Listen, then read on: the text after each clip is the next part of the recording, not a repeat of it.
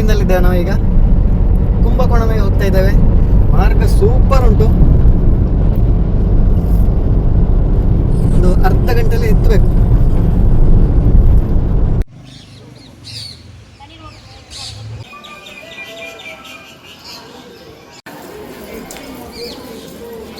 ನಾವು ಈಗಷ್ಟೇ ನಮ್ಮ 5ನೇ ದಿನದ ಫಸ್ಟ್ ದೇವಸ್ಥಾನ ಪಟ್ಟೀಶ್ವರಂ ಅಮ್ಮನ ದುರ್ಗಾ ಅಮ್ಮನ ದೇವಸ್ಥಾನ ನೋಡಿ ಮುಗಿಸಿದ್ದೇವೆ. ಈಗಷ್ಟೇ ದರ್ಶನ ಎಲ್ಲ ಆಯಿತು. ಸಣ್ಣ ದೇವಸ್ಥಾನ ಅಂತ ಯೋಚನೆ ಮಾಡಿ ಬಂದದ್ದು. ಒಳಗೆ ಹೋದಾಗೆ ಒಂಥರ ಇನ್ಸು ದೊಡ್ಡದಾಗ್ತಾ ಉಂಟು. ಮತ್ತು ಗೋಪುರಗಳು ಒಂದು 5 ಉಂಟಾ ಅಂತ ಇಲ್ಲಿ, ಒಂದಾದ ಮೇಲೆ ಒಂದು ಮುಂದೆ ಒಂದು ಆಚೆ ಒಂದು ಈಚೆ ಒಂದು, ಸುಮಾರು ಒಳ್ಳೆ ಚಂದ ದರ್ಶನ ಆಯಿತು. ಹಾಗೆ ಇನ್ನೀಗ ಹೊರಡ್ತಾ ಇದ್ದೇವೆ.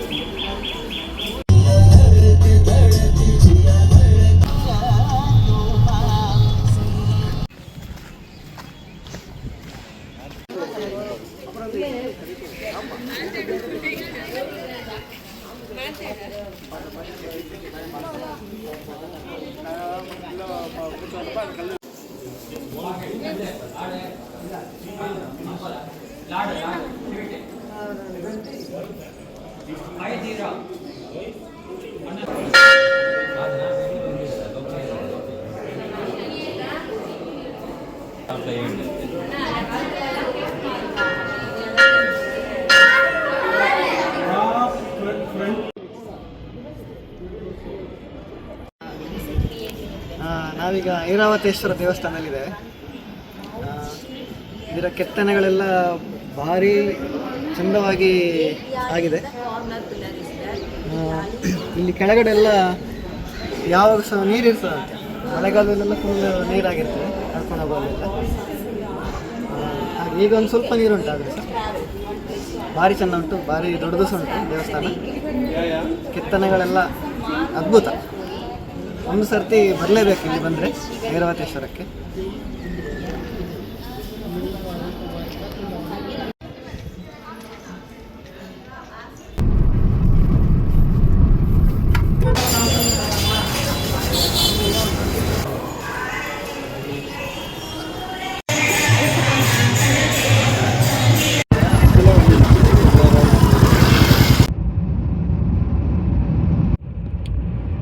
ನಾವೀಗ ಗಂಗೈಕೊಂಡ ಚೋಳಪುರಮಿಗೆ ಹೋಗ್ತಾ ಇದ್ದೇವೆ.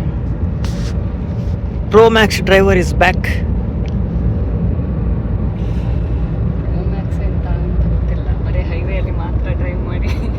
ಹೈವೇಲಿ ಮಾತ್ರ ಎಂತ, ಮೊನ್ನೆ ಅಲ್ಲ ಇದರಲ್ಲಿ ವಾಫ್ ರೋಡ್ ಡ್ರೈವಿಂಗ್ ಮಾಡಿದ್ದು. ಮೊನ್ನೆ ವಾಫ್ ರೋಡ್ ಮಾಡಿದರೆ ಇವತ್ತು ಪಾಸ್ಟ್ ರೋಡಲ್ಲಿ ಡ್ರೈವಿಂಗ್ ಮಾಡ್ತಿದ್ದಾರೆ.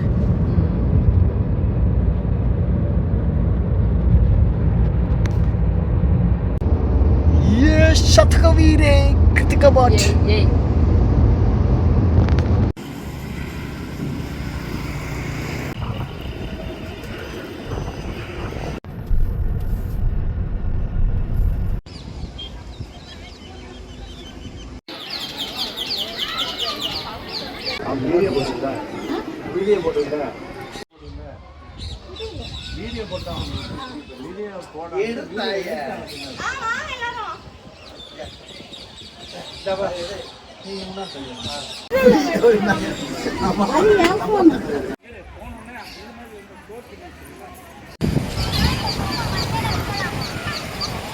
ನಾವೀಗ ಗಂಗೈಕೊಂಡ ಚೋಳಪುರಮಲ್ಲಿದ್ದೇವೆ.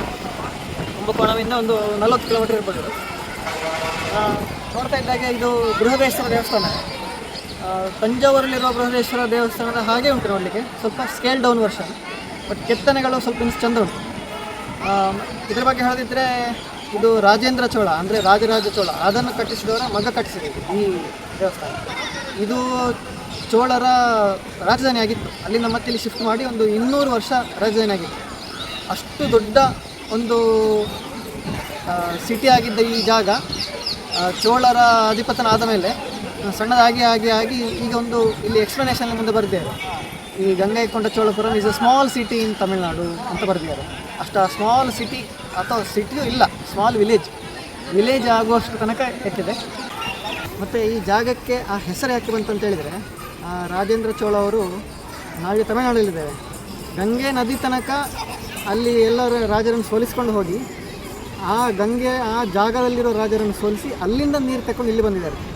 ಸೊ ಅದಕ್ಕೆ ಗಂಗೆಯನ್ನು ಗೆದ್ದ ರಾಜ ಚೋಳ ರಾಜ ಆದ ಕಾರಣ ಗಂಗೆ ಕೊಂಡ ಚೋಳಪುರಂ ಅಂತ ಈ ಜಾಗಕ್ಕೆ ಹೆಸರು ಬಂತು.